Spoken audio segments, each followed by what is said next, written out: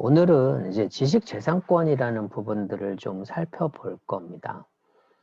좀 재미있게 얘기를 해보면 지식재산권이라는 거는 뒤에서도 잠깐 얘기하겠지만 예전에는 생각을 가지고 있는 사람들, 그냥 지식인이라고 했었죠. 그 사람들이 가지고 있는 지식은 정보와 경험, 체험에 대한 노하우들을 가지고 꼭 필요한 사람에게 정보를 주는, 뭐 어떻게 보면 기능을 가르쳐 주거나 아니면 자기가 가지고 있던 여러 가지 경험 중에 이렇게 하면 좀 편하다던가 좀 빨리 된다던가 아니면 안 되는 건데 되게 한다던가 뭐 이런 개념들의 지식들이 있었어요. 통상적으로 이제 데이터베이스를 연구하시는 분들이라면 데이터는 파편화되어 있는 특정한 자료들이고 그 파편화된 정보 간에 연결이 돼서 의미가 부여되면 인포메이션, 정보라고 하고요. 그 의미 있는 정보가 행위로 구현이 되면 지식이 된다고 해요. 또 그 행위들에 의한 지식이 잘 풍성해져서 나누어지고 공유하고 다른 사람에게 도움을 주면 그게 지혜가 된다고 합니다. 위즈덤이라는 개념으로 넘어가는데요. 이 체계에서 지식은 뭔가 이렇게 행위가 돼야 된다는 거를 전제로 좀 고민해보고 이야기해보면 좀 재밌게 들어보실 수 있을 겁니다.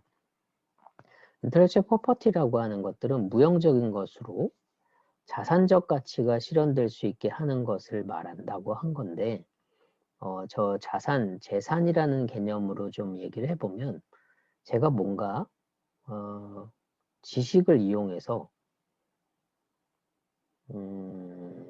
행위를 했는데 특정한 동작이나 활동을 했는데 그 활동의 결과물로 피드백을 받는 게 수익이 생기면 제 재산이 좀 늘어날 거잖아요.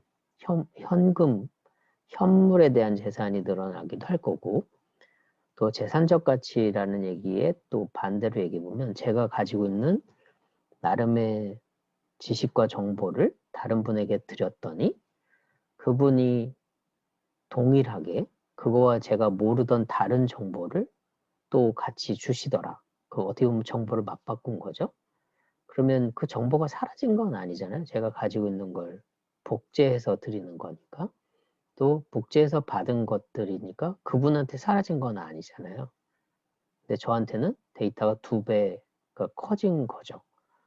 네, 이런 부분들이 재산적 가치라고 설명을 좀 할 수도 있을 것 같아요. 그래서 하부에 보면 인간의 창조적 활동 또는 경험에 의해 창출되거나 발견된 지식, 정보, 기술, 사상이나 감정의 표현, 영업이나 물건의 표시, 생물의 품종이나 유전 자원 등에 해당되는 거를 지식재산이라고 얘기한다. 조금 딱딱하게 얘기를 적어 놓은 거긴 하지만 앞서 얘기한 것처럼 경험이 전제되어 있는 상태에서 지식 그 하부가 정보 밑에가 사실은 데이터겠죠. 네, 근데 그 데이터를 기술이라고도 얘기를 할 수 있을 거예요. 요즘은 이제 데이터가 없으면 돌아가지 않는 기술들이 많으니까. 그리고 사상이나 감정이라는 것들은 저작권에 관련된 것들이 좀 생길 수 있고요. 영업이나 물건의 표시 이런 것들은 이제 상표처럼 마커 뭔가 로고를 이쁘게 만들어 놓으면 페인트를 잘 칠해 놓으면 랜딩 페이지가 되거나 저곳이 누가 한 거구나 뭐 이런 것들도 알 수 있을 거고 식물들을 육종하는 거 어떻게 보면 가지를 2개를 접붙여 가지고 새로운 걸 만드는 거 예를 들면 수박인데 까봤더니 안에가 노랗더라. 네, 그러면 이제 기존의 품종을 개량한 거겠죠. 네. 이제 이런 것들이 다 경험이고 지식이라는 거예요. 그냥 하늘에서 씨앗이 하나 툭 떨어져 가지고 키워봤더니 노란 수박이더라. 이런 거면 지식재산은 아니고요. 그건 운이 되게 좋았던 거고, 본인이 빨간 수박을 키우는 씨앗을 갖고 있었는데 어느 날인가 오렌지랑 결합을 해보면 어떨까? 호박이랑 수박을 붙이면 어떨까? 키위랑 수박을 붙이면 어떨까? 뭐 이런 생각을 하다가 몇 가지 씨앗을 뭐 잘라도 보고 붙여도 보고 했는데 어느 날인가 노란 수박이 나왔다. 그러면 그 과정은 다 그 개인의 어떻게 보면 노하우가 되잖아요. 그리고 그 품종이 2대, 3대 진화가 되더라. 그러니까 대물림이 되더라. 1대 유전임만 되는 거면 두 번째는 이제 자라지 않는 것들이 될 수도 있는데 그게 계속 종자가 번식을 하더라. 그러면 이제 유전 자원이 될 수도 있거든요. 이런 부분들이 지식 재산이라고 하는데 하나 더 나가보면 지식 재산권이라고 권리권, 라이트라는 얘기들이 이제 들어가기 시작합니다. 그 좋은 지식 재산, 경험이나 아니면 내공이나 노하우나 이런 것들이 있는데 본인이 나눠주고 싶지 않은데 누군가 와서 함부로 막 쓰게 되는 거. 이제 이런 상황이 되면 좀 마음에 상처를 받을 수도 있잖아요. 주려고 준 게 아닌데 누군가 가져갔다면 그건 훔쳐간 거가 되니까. 그래서 이거는 옳지 않다. 이건 잘못된 것 같다. 그러니까 조정하자라고 해서 이제 만든 게 Intellectual Property Right에서 IPR이라는 개념을 설정하고 조정하고 합의를 보고 있는 것이 현대 세대 세상이다라고 볼 수 있습니다. 법률로 지금은 지정을 하고 있고요. 특별히 이제 많이 거론되는 것들이 특허 실용, 상표, 디자인, 뭐 예전에 의장이라고 얘기는 했었지만 산업재산권이라는 부분하고 저작권이라는 부분들이 좀 특이하게 돼 있어요. 저작권은 주장하는 것도 주장하는 거지만 본인이 있기 때문에 발생하는 권리이기도 합니다. 뒤에서 잠깐 얘기는 하겠지만 만약에 특정한 개그맨이 연예인이 머리를 노랗게 하고 다녀요. 그리고 뭐 안경을 꼈거나 아니면 수염을 길렀거나 뭐 이러고 돌아다니면 뭐 특정한 연예인이 떠오른다. 저 모습은 딱 저 연예인의 모습이다 라고 했는데 특정한 일반인이 그 스타일을 따라하는 거는 문제가 없잖아요. 근데 그 모습을 캐리컬처로 그리고 그걸 약간 개조해서 여러 가지 상업적 활동을 하면 그건 저작권, 인격권의 문제가 생겨요. 그거는 허락을 받아야 되는 경우가 왕왕 생깁니다. 이름도 저작권에 소속이 되기도 해요, 가끔. 그래서 이영자가 추천하는 꽈배기, 아니 이렇게 하고 포스터 또는 현수막을 만들어서 걸어놓으면 이영자라는 그 말 세 글자가 인격권의 문제가 좀 생길 수 있어요. 그건 이제 저작권 위반이기도 하거든요. 이 땡땡이 추천하는 뭐 무슨 꽈배기 이렇게 하면 모르지만 거기에 뭔가 그림을 그려서 당연히 저 모습이 이영자다라고 추정이 되는 것만으로도 문제가 좀 됩니다. 그건 자연스럽게 권리권이 생기기 때문에 일단 협의를 하라고 하겠죠, 법원은.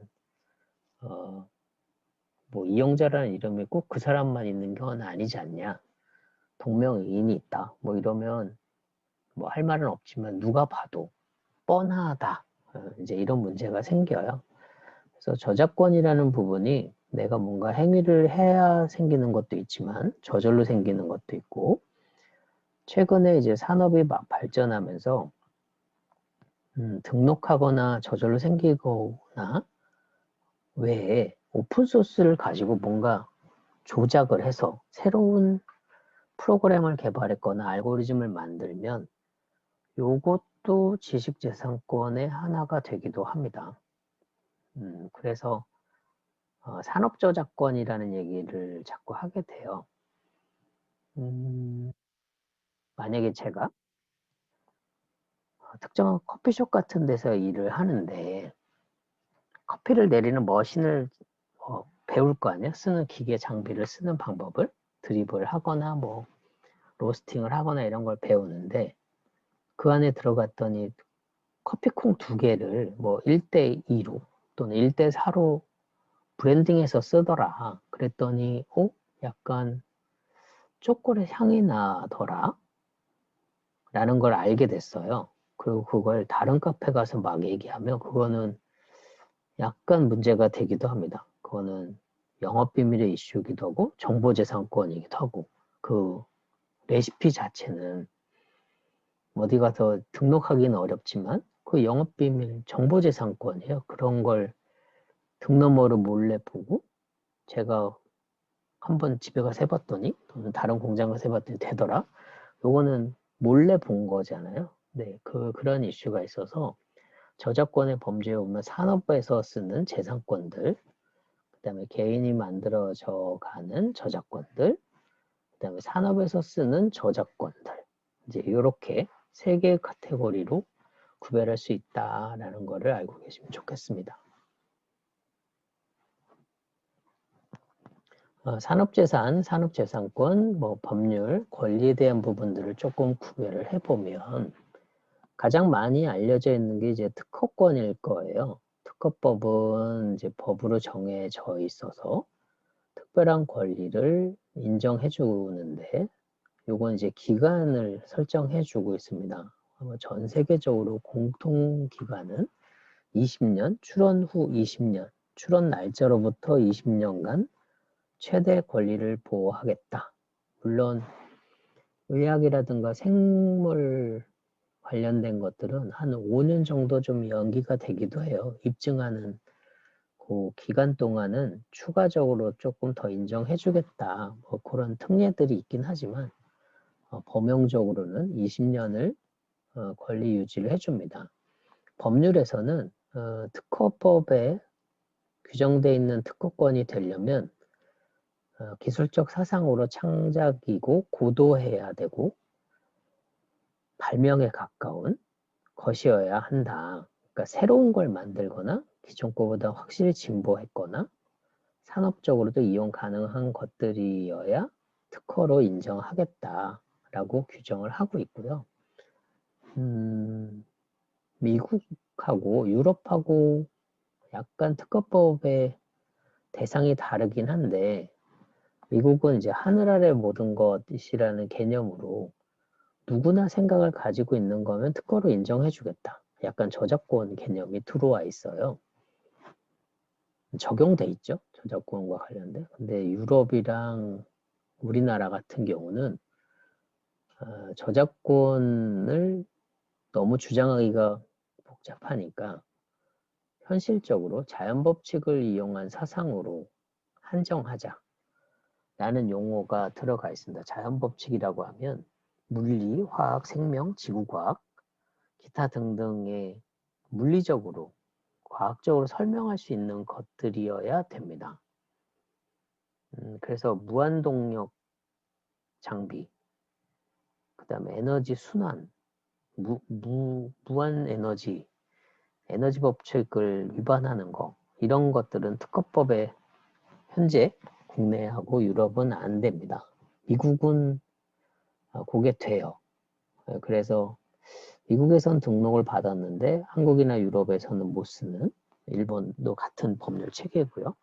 그런 것들이 있는데 유독 유틸리티라고 하는 실용신안이라는 말이 한국, 일본, 독일 요 정도에서 많이 쓰고 있어요. 유틸리티는 기존에 이제 특허로 인정하기에는 조금 수준이 낮고 그냥 버리거나 인정 안 하기에는 그래도 좀 폼이 나는 그런 개념들, 발명이라고 얘기하기보다는 조금 수준이 낮은 네, 이런 거를 실용신안으로 인정해주는 기술적 사상의 창작, 활동, 개념들을 인정해주는 게 있는데요. 이게 독일이 예전에 프랑스나 영국이나 이런 데들이 선진국이었을 때 독일이 그들의 기술을 좀 가져와서 카피를 해야 되는 산업적 약자일 때가 있었어요. 그러다 보니 이제 선진 기업들, 선진 지역에서는 좀 못 사는 나라였던 거죠. 그러니까 뭔가 좋은 제품 있으면 자 써봐. 뭐 할 수 있겠어? 뭐 이렇게 하면서 보여주면 또 그 사람들은 생존을 해야 되니까 그거를 뜯어보고 부셔보고 나눠보고 하면서 아 이렇게 하면 훨씬 좋겠는데? 근데 그 기술을 완전하게 극복하기는 어렵겠지만 요걸 이렇게 바꾸면 조금 더 편리하게 쓰겠는데? 그래서 형상이나 구조를 조합하거나 결합하는 방식으로 개선하는 작업을 하면 아, 이건 실용적이다. 유틸리티가 되겠다. 그래서 그걸 법원에서 약간 끔은 남지만 그래도 뭐 뭘 베꼈는지는 알겠다. 그런데 걔보다는 좋지는 않지만 뭐 다른 거보다는 낫다. 뭐 이런 약간 배려하는 개념의 권리권이 실용신안이었었어요. 그걸 일본이 독일법을 카피했고 또 일본의 또 독일의 법 체계를 또 한국이 준용하다 보니까 아직 국내에도 실용신안이라는 규정이 있고요. 미국은 실용신안이 딱히 없습니다. 특허 안에 실용신안 유틸리티가 다 포함이 되어 있거든요. 그런 게 하나 있고 그 다음에 창작적 디자인, 제품의 디자인이나 패션 디자인, 인테리어 소품 같은 시각적으로 신미감을 주는 이쁘다, 멋있다, 화려하다 이런 걸 느낄 수 있게 하는 거를 디자인이란 용어로 디자인권을 제공하고 있습니다.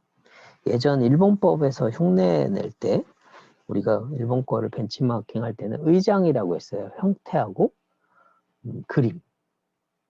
네, 요런 것들. 근데 결국은 의장이라는 말이 뭐 설계 도면 이런 개념이거든요.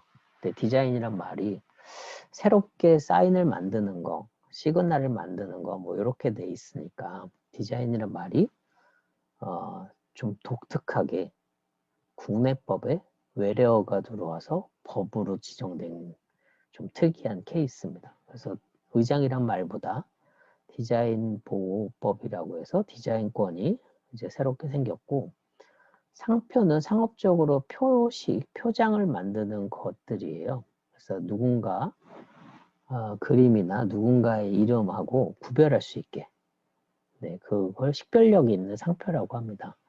그래서 그림표들, 글자들을 미리 등록하면 그 사람만 쓸 수 있게 할 수 있는 거죠. 그래서 특허 실용, 디자인, 상표 요거를 산업재산권이라고 보통 통칭을 합니다. 그 이후에 저작권이란 말이 이제 많이 확산됐죠.